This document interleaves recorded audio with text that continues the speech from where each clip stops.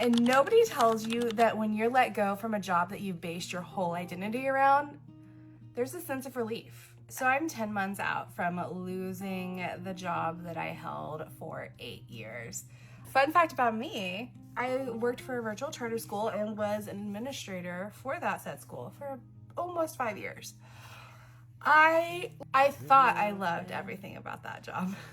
I was in a baddie level administrator position. I was serving teachers, I was serving students, I was a coach, I was a data analyzer, I was a curriculum strategist.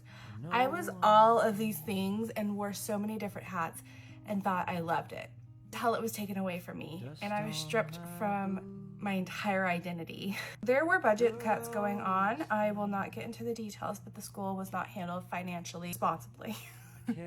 Then one morning in June, I received an email that myself and every single other administrator in that school no longer had a position. After giving 5 years in admin, 4 years in education, I gave my heart, my soul, my identity to this job, only to be locked out of my email within 5 minutes.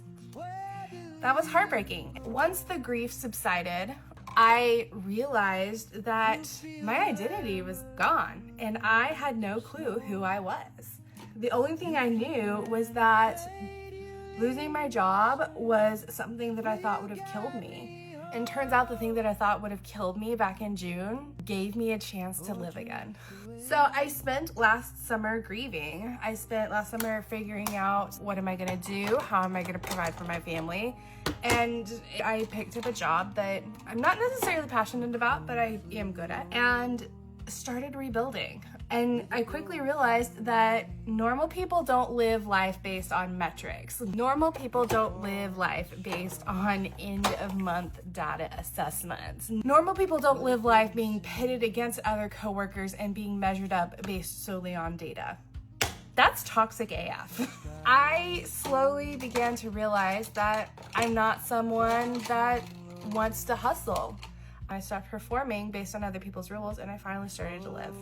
I only work to figure out who I am. And who I am is soft. It's not trying to outperform other people. I'm here and I'm gentle and I'm existing simply for me. And that alone feels so relieving.